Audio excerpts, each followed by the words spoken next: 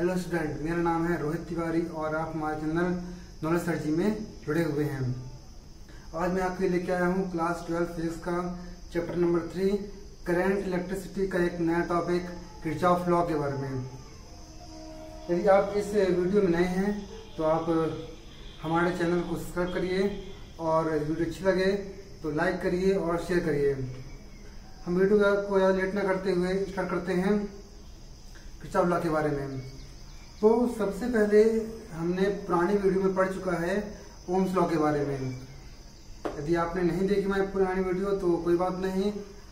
Ohm's law generally होता क्या है, ओम्स लॉ में करंट और वोल्टेज क्या होता है, ओम्स लॉ में करंट और वोल्टेज जो होते हैं किसी सर्किट में सीरीज और पैरेलल वाइज किस तरह रिड्यूस होते हैं वह बताया था उसमें। ठीक, इसका होता है V प्रोपोर्शनल टू I, तो V इक्वल टू RI होता है। लेकिन किरचॉफ रूल्स में क्या होता है, ग्रुपिंग ऑफ रेजिस्टर्स होते हैं। क्या होते हैं, ग्रुपिंग ऑफ रेजिस्टर्स होते हैं, इसको आसानी से रिड्यूस नहीं कर सकते हैं। जब आपने सुना होगा एक कहावत है कि एक लकड़ी को तो कोई तोड़ सकता है, लेकिन एक जो ग्रुप होता है, लकड़ी का बंच होता है, उसको तोड़ना आसान नहीं होता। उस टाइप से क्या होता है कि एक रजिस्टर होता है वो आसानी से रिड्यूस हो सकता है। हाई वोल्टेज पाकर, हाई करंट पाकर वो क्या होता है, आसानी से रिड्यूस हो जाता है। लेकिन ग्रुपिंग ऑफ रजिस्टर्स होते हैं, उनको आसानी से तोड़ना या रिड्यूस करना कंफर्टेबल नहीं है या इतना संभव नहीं होता है। ठीक है, तो हम अब पढ़ेंगे किरचॉफ लॉ के और रूल्स के बारे में। किरचॉफ लॉ जो होता है दो टाइप्स के होते हैं। फर्स्ट होता है जंक्शन रूल्स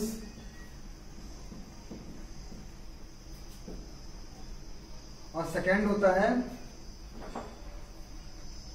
लूप रूल्स। ठीक, इसको हम बोलते हैं पॉइंट रूल्स ही बोलते हैं और इसको वोल्टेज रूल ही बोलते हैं। तो अब हम पढ़ेंगे जंक्शन रूल्स और लूप रूल्स के बारे में और लास्ट में हम बताएंगे कि आपको कि इनका एप्लीकेशन क्या है, इनका यूज कहाँ होता है।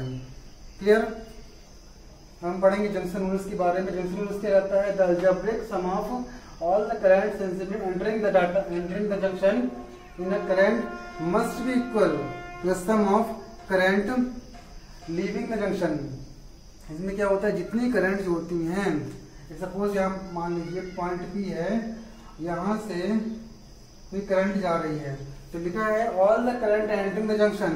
इस जंक्शन में जितनी भी करंट आएंगी वो किससे इक्वल होगी, सम ऑफ लीविंग द जंक्शन। जितने निकलने वाली करंट होती हैं उसकी क्या होंगी, इक्वल होंगी। क्लियर यहाँ तक। तो जंक्शन रूल्स में ज्यादातर स्टेटमेंट यही है कि यह कंजर्वेशन ऑफ चार्ज पर डिपेंड करता है। सबसे मोस्ट एमपी है, कभी कभी ऑब्जेक्टिव पूछा जाता है कि जो जंक्शन रूल्स होता है वो किस पर डिपेंड करता है, यह कंजर्वेशन ऑफ चार्ज पर डिपेंड करता है। कितना चार्ज एंटर हो रहा है, कितना चार्ज निकाल रहा है। क्लियर यहाँ तक। इसको डायग्राम के अनुसार हम समझेंगे।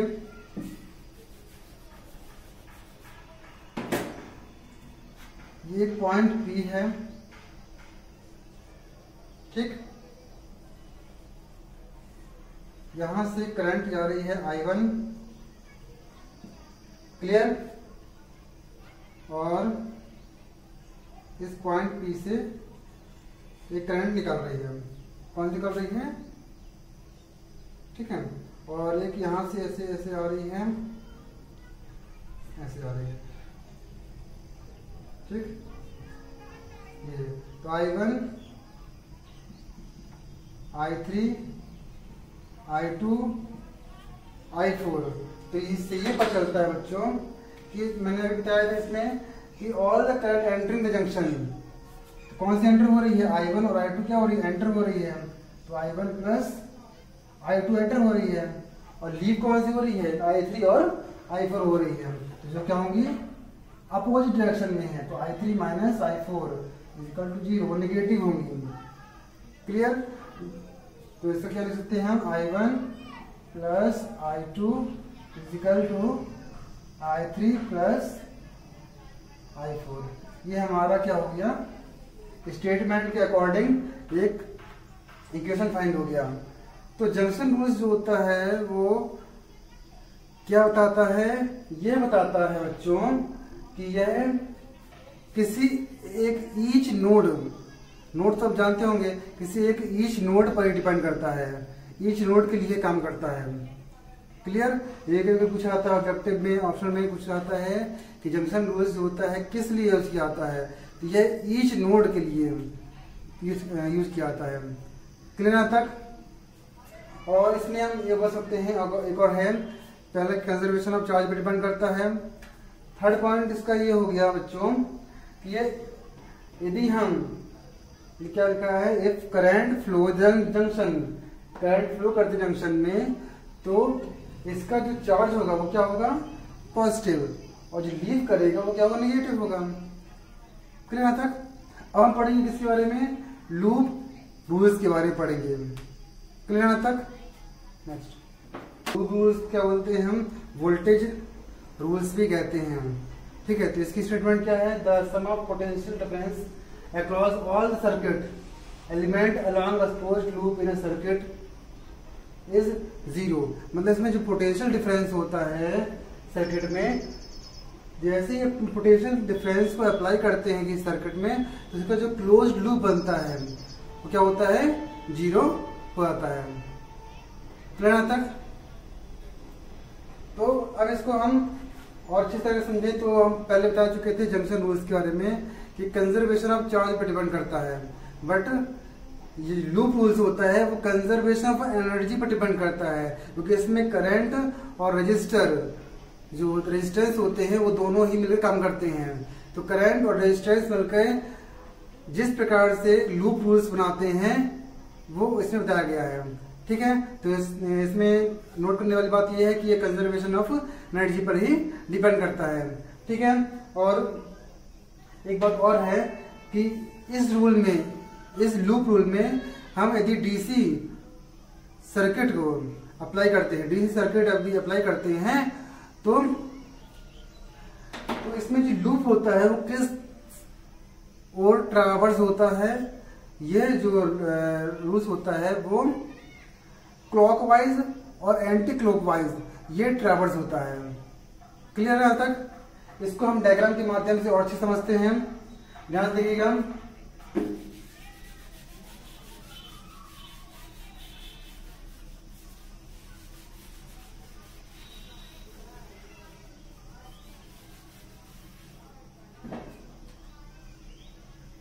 सपोज एक पॉइंट क्या है, ए है यहाँ पे, ठीक, और यहां से सपोज एक पॉइंट ए है और यहां से करंट जो है फ्लो हो रही है, ठीक, और एक ऐसे हो रही है और एक ऐसे मान लीजिए यहाँ पे ऐसे है। A point, B point, C point और ये हो गया अपना डी पॉइंट। यहाँ पे क्या है, एक बैटरी लगी है, इसको नाम देते हैं हम ई देते नाम, क्या है, पॉइंट ई है। यहाँ पे हम करंट फ्लो हो रही है, इसको मान लेते हैं हम I2 मान लेते हैं। I2 करंट है और रेजिस्टेंस क्या है यहाँ पे भी R2 है। और यहाँ पे करंट I1 हो रही फ्लो, रेजिस्टर क्या हुआ इसका R1 हो गया, और इसका मान लेते हैं I4, इसका I4 करंट फ्लो हो रही है यहाँ पे, और रेजिस्टर क्या हो गया R4। ये हम जो बना रहे हैं वो क्या है, क्लोज लूप के बारे में है। और ये I3 करंट है यहाँ पे, इसको मान लेते हैं R3, और ये हो गया I5 और रेजिस्टेंस हो गया R5। तो यहाँ पे यदि हम बात करते हैं किसके बारे में, ए बी डी ए के बारे में बात करते हैं। सर्किट क्या है, क्लोज लूप का क्या है, ए बी डी ए के बारे में बात करते हैं। तो यहाँ पे जो करंट और रेजिस्टेंस मिलकर जो काम करेंगे, पोटेंशियल डिफरेंस रहेगा यहाँ पे जो V equal to R I, Ohm's law लगता है V equal to R I, तो उस पर बेस्ड है ये। इसमें लगेगा क्या, V equal to R I में यहाँ देखिए ध्यान से, यहाँ पे जो I3 करंट है ए बी डी का कर रहे हैं, तो I3 करंट क्या है, वो रिड्यूस हो रही है, तो इसमें क्या आएगा, माइनस में आएगा I3 R3। फिर नेक्स्ट आता है E के पास, E क्या है अपना, बैटरी हो गई, ठीक है। अब यहाँ पे देखें ध्यान से, अब यहाँ पे आएंगे, यहाँ पे क्या हो रही है, करंट जो होती है I1 वो भी क्या हो रही है, रिड्यूस हो रही है, एंटी क्लॉकवाइज है, तो ये भी क्या होगी I1 R1। क्लियर अब तक। अब इसके बाद I2 करंट क्या करते हैं, तो I2 करंट भी क्या हो रही है, एंटी क्लॉकवाइज चल रहा है, ये भी क्या रिड्यूस हो रही है, तो minus I2 R2 is equal to 0। Clear. अब इसको हम ध्यान समझेंगे, तो माइनस वाले को भेज देंगे इक्वल किसके, 0 के, क्या हो गया, होगा I1 R1 plus I2 R2 plus I3 R3। तो ये हमारा जो होता है इक्वेशन फाइंड हो गया। क्लियर यहाँ तक। अब ये किसके बारे में बात की थी हमने, एंटी क्लॉकवाइज। अब क्लॉकवाइज के बारे में बात करें तो क्लॉकवाइज के बारे में ध्यान दीजिए बच्चों, यहाँ पे तक पहले नोट कर लीजिए।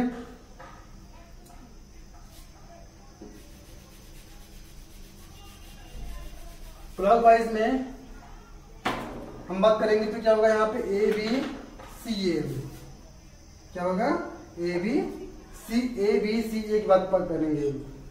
तो इसमें देखना ध्यान से, यहाँ पे जो I2 R2 तो क्या होगा, निगेटिव होगा, क्योंकि ये रिड्यूस हो रहा है। क्लियर, वो आपको खुद ही शो हो रहा होगा, रिड्यूस हो रहा है, तो माइनस I2 R2। क्लियर। लेकिन जो करंट I4 है वो यहां से निकल रही है, और ये कैसे चल रही है, क्लॉक वाइज चल रही है, देखिए ऐसे चल रही है, ठीक है। तो क्लॉक वाइज चल रही है, तो ये क्या होगा, प्लस का होगा I4 R4, और ये भी इस सब चल रही है, तो I5 R5 इक्वल टू 0।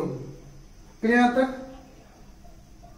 तो ये हमारा किसका इक्वेशन फाइंड हो गया, क्लॉकवाइज का।